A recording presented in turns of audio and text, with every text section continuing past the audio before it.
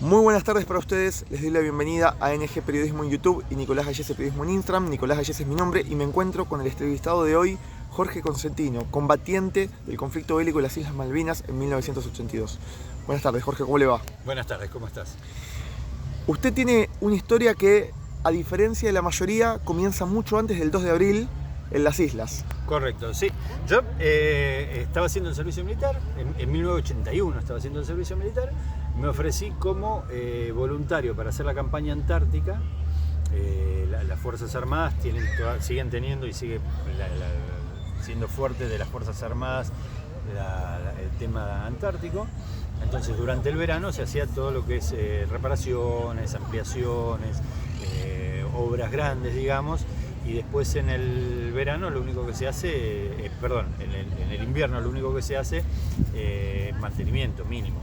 Entonces va un buen grupo que se llamaba Batallón de Construcciones. En nuestro caso yo estaba en la Armada, era el Batallón de Construcciones de la Armada, que íbamos a hacer distintas obras. Yo llegué, en realidad salí de acá el 26 de diciembre del 81, llegamos a la Antártida el 2 de enero y nos cruzamos, fuimos en el Bahía Paraíso, en el barco, nos cruzamos al Almirante Irizar y llegamos el 3 de enero a las Islas Georgias. ¿Con un clima de cuántos grados, recuerda, aproximadamente? Y salí de acá con, viste que siempre después de Navidad hace 35 grados, qué sé yo, y en una semana estábamos 20 grados bajo cero. Temperatura buena de verano. Yo me acuerdo que hay cámara frigorífica para guardar la comida, hay todo en edificios separados, ¿no? Entonces cuando entrabas a la cámara frigorífica de afuera, estaba templadito en la cámara frigorífica. ¿Ya se hacían una idea?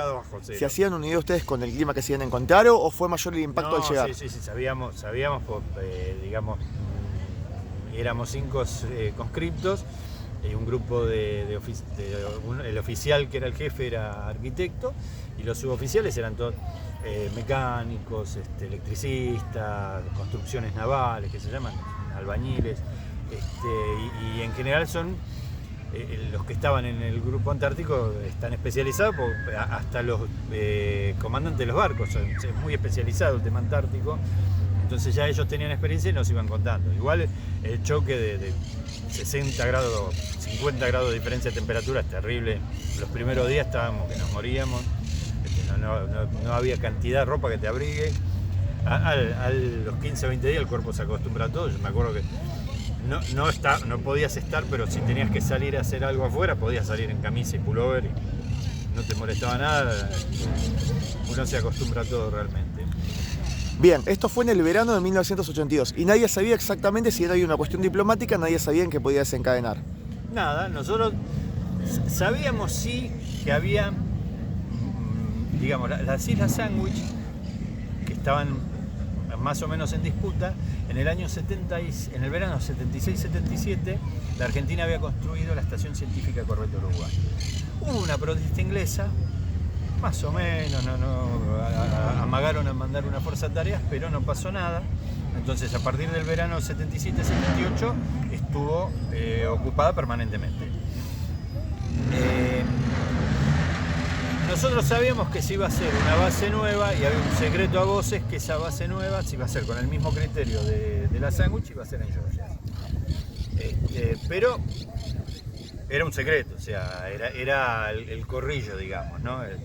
En realidad todos creíamos que iba a ser así, pero no había una seguridad. Lo sabíamos porque nosotros preparábamos el material, o sea, antes de viajar, preparábamos el material para horcadas, para la sándwich y demás, y se hacían unos cajones para identificar fácil en la bodega del barco, se le marcaba una raya pintura. Este es el problema de estar al aire libre. Ahí se está yendo. Se le marcaba una raya pintura de determinado color. La sándwich era naranja, horcadas era verde, y había un grupo de material que se preparaba que era para Alfa, que era esta base secreta que supuestamente iba a estar en Georgia, que era verde y rojo. Se pintaba con los dos colores que usábamos habitualmente. Así que había algún run, qué sé yo, pero no de nada que ver con la recuperación de Malvinas ni nada más. Sigo mi campaña antártica, estuvimos trabajando hasta fin de febrero en la Sandwich. trabajando, pintando galpones, ¿viste? Cambiando los grupos electrógenos. Tareas todas programadas. Todas programadas, todas perfectamente programadas. Termina febrero, pasamos el día de la formación del Día de la Antártida, la hicimos en la Sandwich. El Día de la Antártida es algo que está perdido en el calendario escolar porque es el 22 de febrero. Claro. Pero que deberíamos tenerlo en cuenta. Al principio de las clases debería hacerse algún recuerdo de la Antártida. Y a fin de febrero nos mudamos a Orcadas, a seguir colaborando en los trabajos que se estaban De haciendo. momento sin sobresaltos. Campaña antártica normal. Yo tenía contacto con el continente. Nos daban 15 minutos los viernes para hablar por radio a nuestras familias. Era, hola, estoy bien. Claro, algo muy escueto. Claro, muy escueto. Además era por radio, o sea que estaba el operador donde estabas vos en la base, más el operador del otro lado, más el operador que convertía la llamada en teléfono, así que era todo un engorro. Tampoco había mucha privacidad. Y no había privacidad, así que era nada más que para que sepan que estábamos vivos.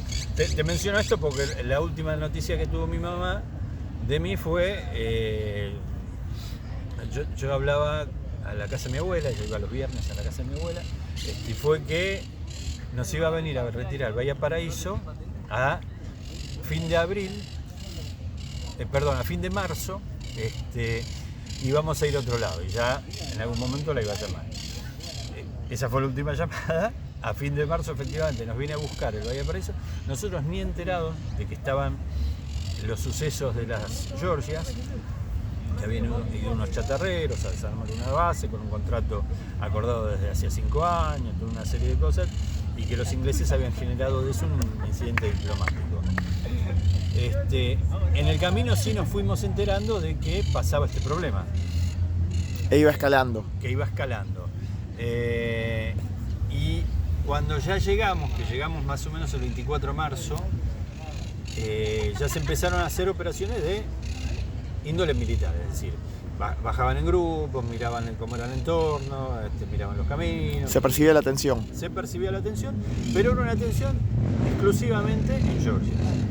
Los ingleses querían expulsar a los chatarreros que estaban trabajando ahí y Argentina había dicho que no, y nosotros estábamos para defender en caso de que los quisieran expulsar. Nada más. Éramos todos, o sea, había 7 militares de combate, digamos, y todo lo demás éramos albañiles, electricistas, pintores, colimbas, o sea, y la gente que estaba en el barco estaba dedicada a las tareas del barco, que era un barco de transporte, no era un barco de guerra. Que tenía algún armamento, porque todas las unidades militares tienen algún armamento, pero tampoco demasiado, porque es una zona, la Antártida es una zona desmilitarizada. Así que no había ametralladora, no había cañones, no había arma gruesa, lo único que había era fusiles y pistolas. Claro. Alguna ametralladora y nada. Algo muy básico. Muy básico. Armas de puño que le dicen los militares. Así que, bueno, a partir de ahí nos fuimos enterando que estaba escalando el conflicto, que tampoco había mucha información. Yo sabía algunas cosas porque mi puesto de trabajo era la guardia nocturna en el comedor de oficiales del barco, la cámara de oficiales se llama. Había un centro musical que tenía radio, pasa cassette y toca disco, cosa que las generaciones de ahora no la escuchan, y estaba conectada a las radios de onda corta. Entonces yo escuchaba Rivadavia, escuchaba Radio Colonia y sabía que había un conflicto en Georgia. Entonces chusmeaba, che, ¿saben qué está pasando esto? ¿Qué sé yo? Mirá lo que dicen en el continente de nosotros.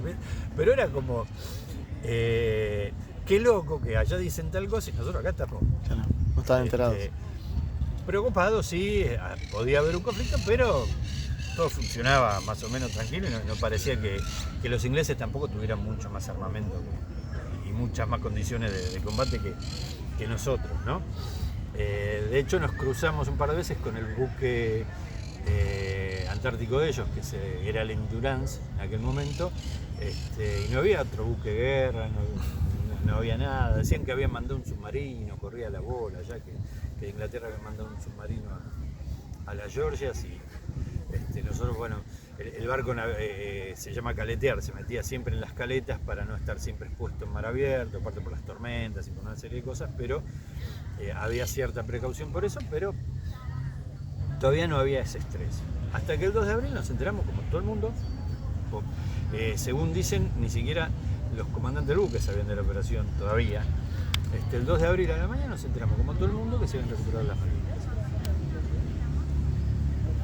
Sí, esa noche, entonces se concreta la operación que iba a hacer de Georgia, es que iba a ser al otro día, tendría que haber sido el mismo 2 de abril junto con la corbeta Guerrico, pero la corbeta no pudo llegar por el temporal que retrasó a la flota para llegar a Malvinas, también la retrasó la corbeta Guerrico. Pensá que las Georgia están a 1000 kilómetros más todavía, 1000 kilómetros más hacia el este. La corbeta Guerrico era un barquito chiquito que la han pasado bastante mal navegando con olas de 10 metros. Así que llegaba el otro día y nos convocan. Nosotros teníamos que... la operación era, como los ingleses estaban en Grytviken, venía un grupo de infantes de marina que iba a operar en Grytviken, y nosotros, una parte de mi grupo, tenía que hacer de cobertura a los civiles que estaban trabajando, los chatarreros que estaban trabajando en el otro puerto. Grytviken era el que estaban los ingleses, Porto Leyte el que estaban los argentinos. En Georgia, después vean la historia, es muy interesante, hubo 8 factorías balleneras, de las cuales 6 eran puertos permanentes. En Leyte y en Grytviken vivían 2000 personas por lo menos. Durante la temporada, te hablo de 1920, 1930, que se cazaban ballenas y se usaba la grasa de las ballenas. Así que eran ciudades, había casas, había iglesias, había salón de cine, era un pequeño pueblo, ¿no? Un pequeño pueblo de pocos habitantes. Entonces, como nosotros éramos albañiles, electricistas, pintores,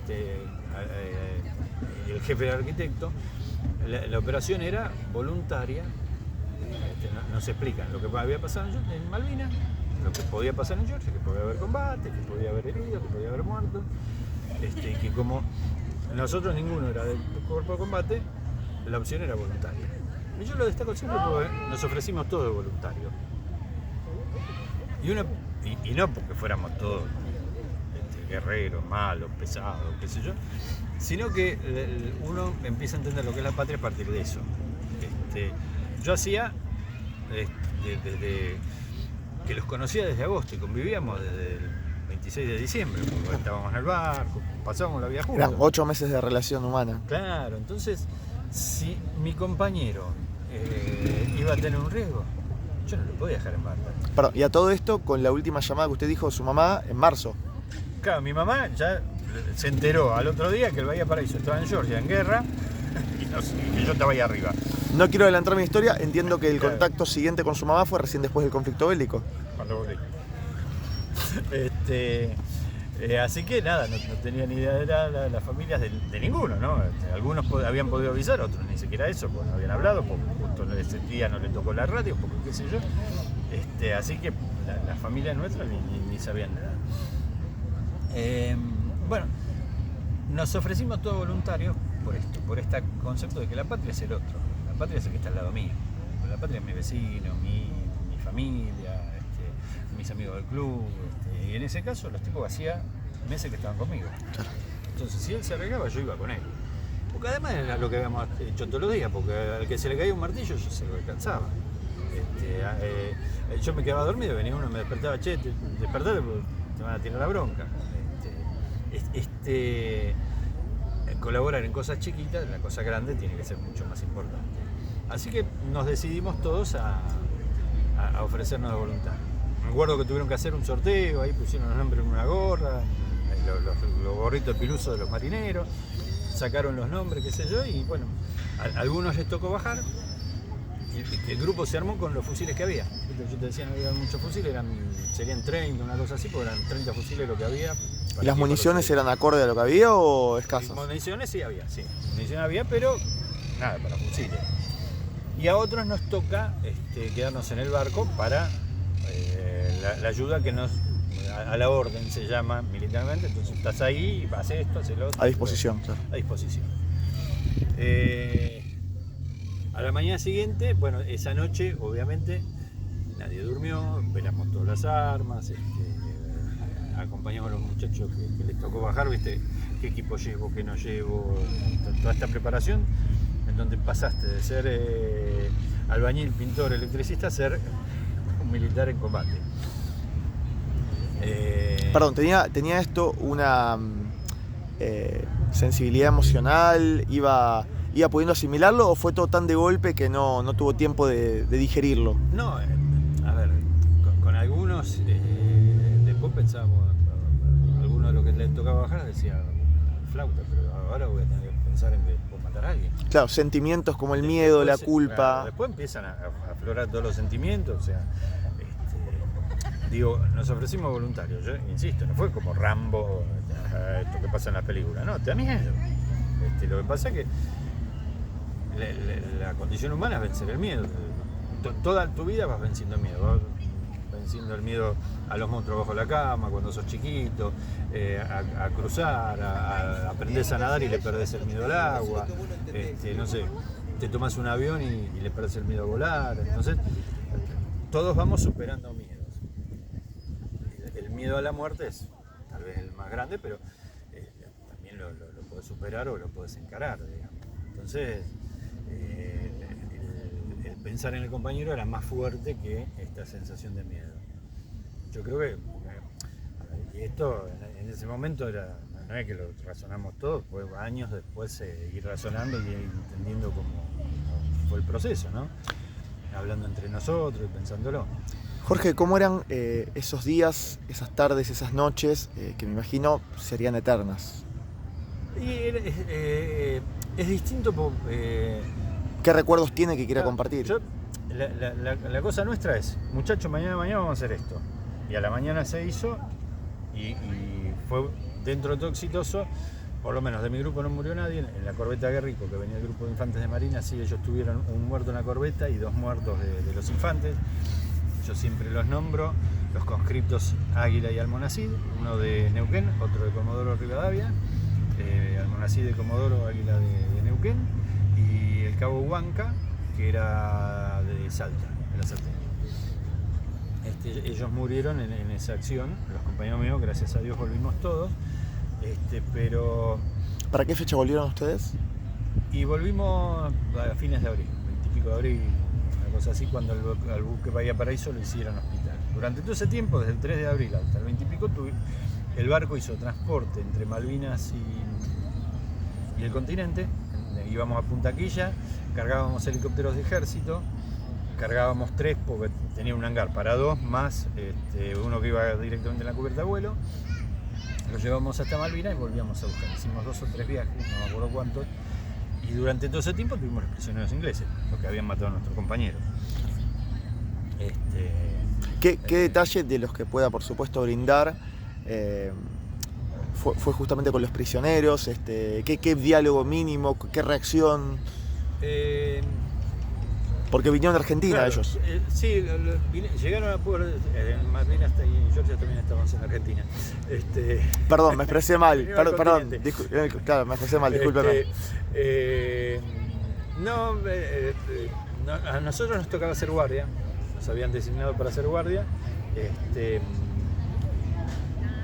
Para los soldados profesionales, como que la cosa iba terminada. Yo ni en aquel momento, ni ahora di esa vuelta. Para mí siguen siendo mis enemigos. Al día de hoy sigue teniendo esa misma concepción. Puedo tener un diálogo de determinadas cosas y qué sé yo, pero si vuelvo a ver un conflicto, ellos están dispuestos a matarme, yo estoy dispuesto a matarme. Entonces no hay una amistad en el medio.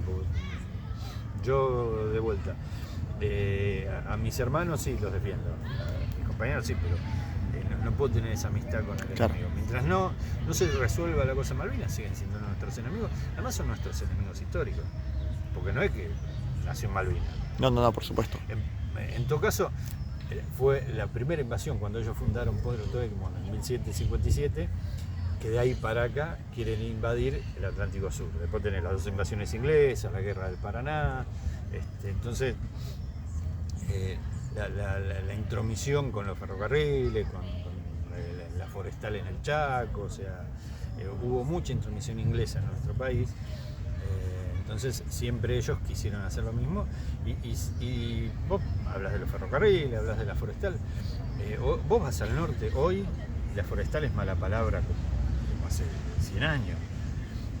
Entonces siempre fue esta cosa de nosotros somos una colonia inglesa y ellos quisieron que fuéramos una colonia inglesa y hacer cosas para que sean una colonia inglesa.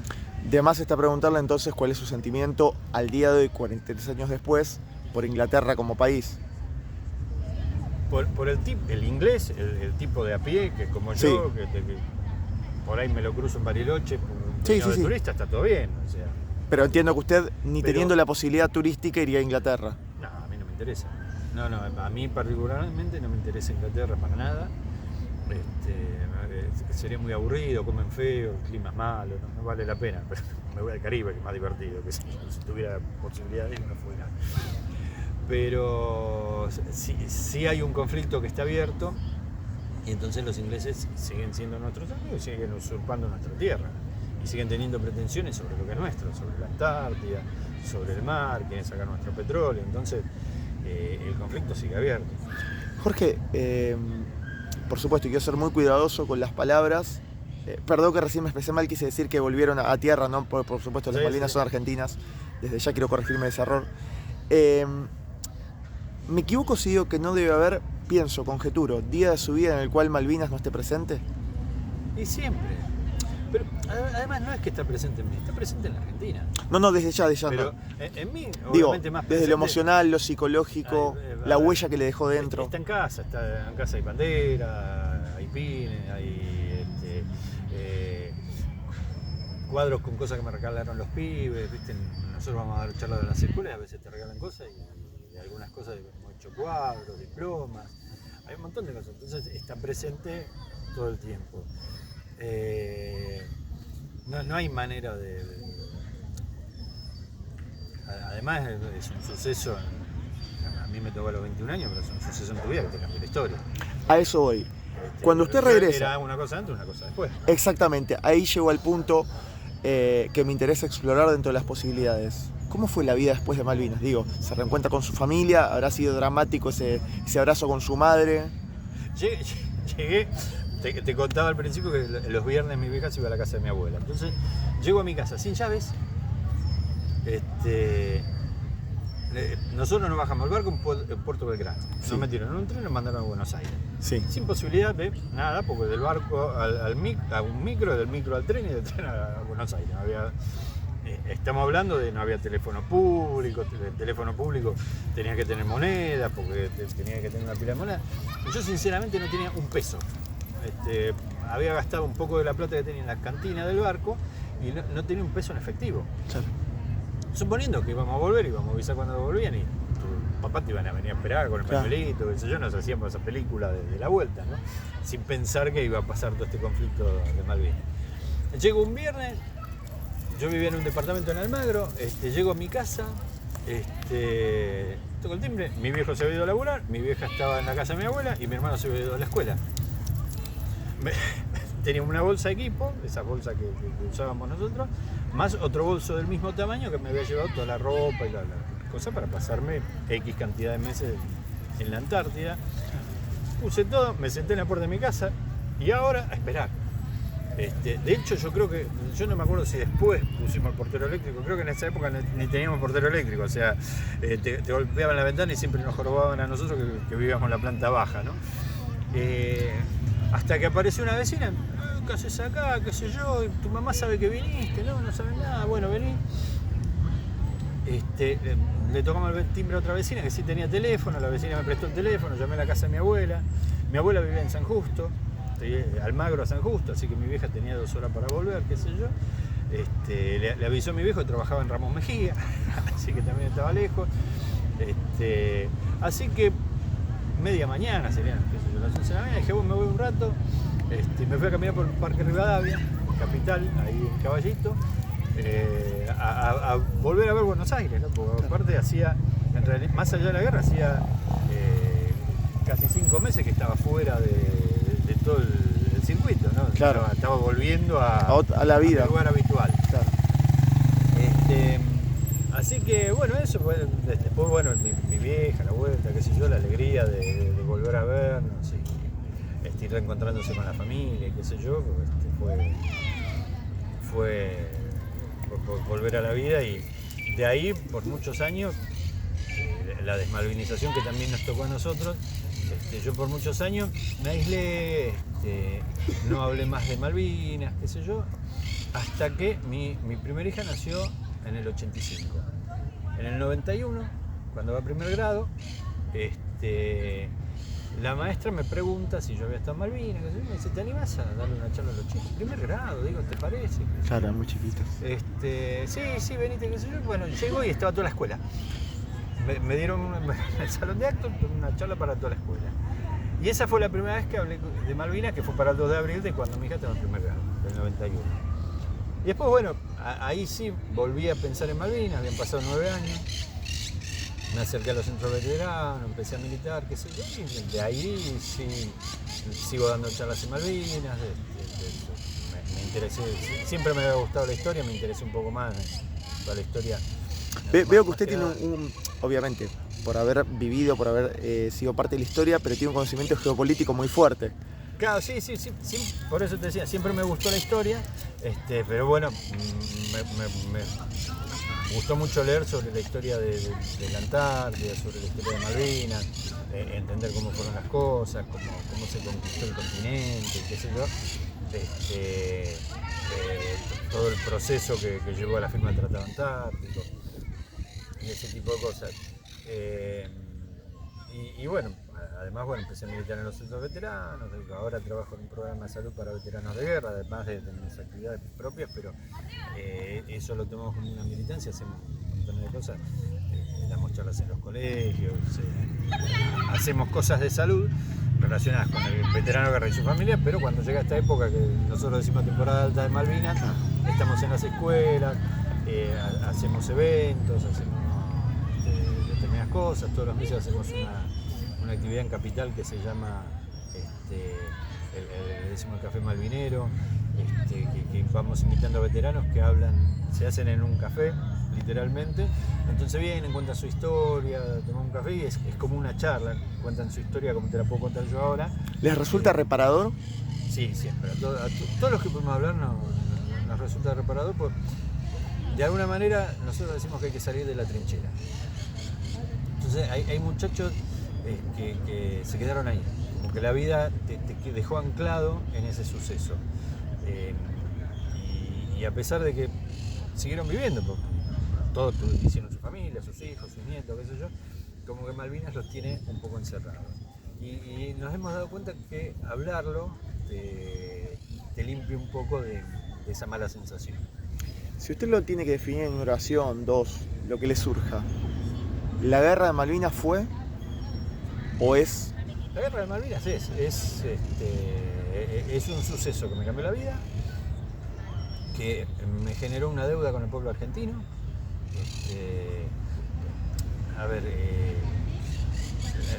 Las viejitas que hace 43 años se juntaban en una plaza como nosotros ahora a tejer bufandas para que nosotros no tengamos frío, yo les debo algo.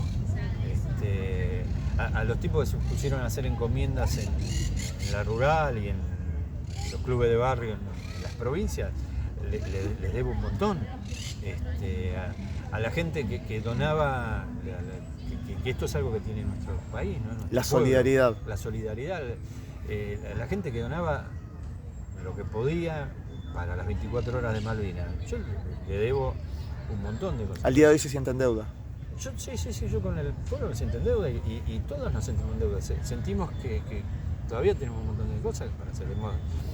Ya estamos un poco más viejos, qué sé yo, pero hemos hecho montones de actividades. Yo me acuerdo en las inundaciones del 98 en el Chaco, me fui a ayudar una semana, me quedé un año, porque después arreglamos escuela, pintamos, hicimos un montón de cosas. Sentía que tenía que hacerlo. Y sentía que era una forma de devolver lo que teníamos, ¿no? ¿Usted desde 1982 hasta hoy, 43 años después, 2025, no volvió a las islas o tuvo un regreso? No pienso volver, no en estas condiciones, no con pasaporte. Claro. Salvo por algo muy, muy puntual, que yo soy buzo, soy instructor de buceo y tengo el sueño de poder bucear allá. Ajá. Que sería lo único, podría volverlo porque es mi pasión. Y sería una excepción a su regla. Pero si fuera a ir a pasear, Sí. además para mí tiene un plus más, que es, nosotros combatimos en Georgia, entonces ir a ver a Malvinas es de donde estuvieron mis compañeros, pero mi lugar de combate está 1000 kilómetros más al este todavía, entonces es un viaje un poco más largo. Tal vez por ahí algún día, qué sé yo, crucé. Pero no es un deseo profundo. No es un deseo que me gusta. Hace poco en Georgia, después que nosotros nos fuimos, fue el submarino Santa Fe y ahí mataron al suboficial Artuso. A él lo enterraron en el cementerio de Georgia. Hay un cementerio, hay 40 tumbas, no sé, no es muy grande. Sí, también está Shackleton. Shackleton es un investigador inglés famoso que hizo el informe que generó también mucho ruido y por eso en el siglo pasado, en los años 60 y 70, hubo también mucha vuelta con el tema Malvinas. Y claro, me mandaban las fotos, ¿viste? Yo veía, pudieron llevar a la familia recién hace un año a llevarle una flor a la tumba de su pariente, y veía las fotos y digo, qué lindo poder volver, qué sé yo, uno lo añora como añoro la sándwich y qué sé yo, pero nada, a ver, no es lo mismo que un lugar, viste, qué sé yo, me gusta Córdoba pero me fui de vacaciones, tiene otra connotación obviamente, pero también la cosa, los muchachos que van a Malvinas te cuentan que tienen dos sensaciones. Una es cuando están en el lugar que combatieron, donde se reencuentran con sí mismos, con su experiencia, qué sé yo, que sí es una experiencia reparadora, pero después en el pueblo la pasa mal porque la policía vos llegás y dice que vienen los policías, hay algunos que hablan castellano, buena, bienvenido, ustedes son combatientes, saben todo, Sí, claro, fácil. por supuesto. Si tienen algún problema vengan a vernos, no discutan con nadie, no desplieguen nada que sea argentino, ni bandera, ni ropa. Hay una incomodidad muy fuerte. Entonces, enseguida te ponen, esto es mío, Claro. no es tuyo, es mío. Y está esa discusión. Van a comprar a las proveedurías, ¿viste? Me voy a llevar una taza, y la taza tiene dibujado toda Sudamérica menos la Argentina. Claro, debe ser muy chocante. Claro, es muy chocante. Entonces, y algunos que son de mecha corta terminan peleando en algún momento con alguien, pues suele pasar.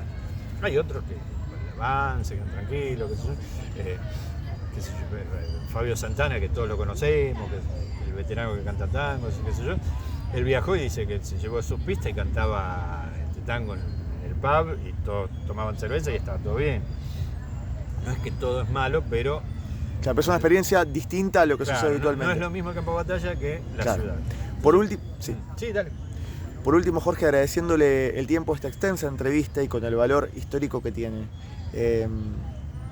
Piensa que en todo lo que le queda de existencia, que ojalá sea mucho, 25 años, 30, lo que fuere, y Gracias. ojalá los pueda vivir muy bien, 40, lo que Dios quiera. Tal vez lo pienso yo, que recuperar las Malvinas me parece por muchos factores un proceso muy largo. ¿Cree que por lo menos la iniciativa o la gestión la puede llegar a vivir como excombatiente? Mira, ¿Un inicio más fuerte? Primero tenemos que recuperar el país, el continente, digamos, ¿no? Nosotros vivimos desde 1810 para acá en una dicotomía entre ser una nación y ser una semipotencia. Qué sé yo, Rosas, la guerra del Paraná, que hoy la mencionamos un par de veces, expulsó a los ingleses y a los franceses.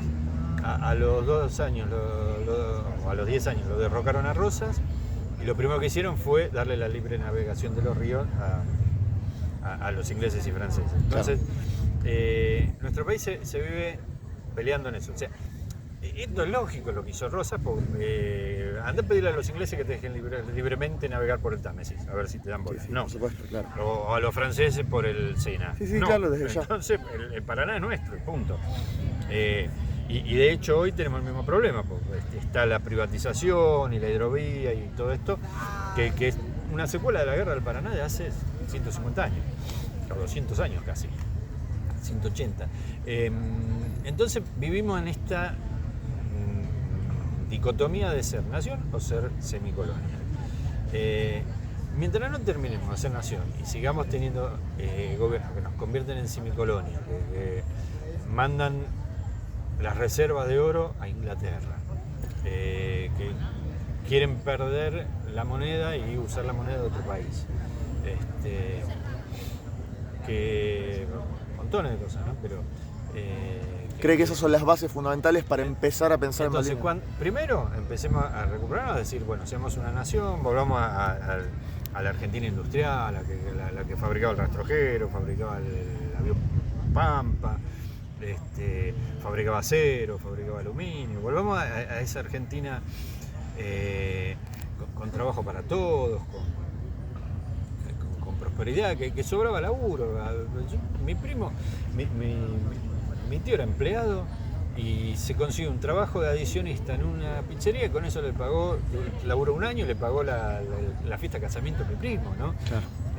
Hoy es impensado eso, ¿no? Él tenía un laburo para vivir y si quería juntar un manguito más lo podía hacer así. Entonces, primero tenemos que recuperar eso, la idea de realizarnos como nación. Lo segundo es entender que el que piensa distinto no es enemigo.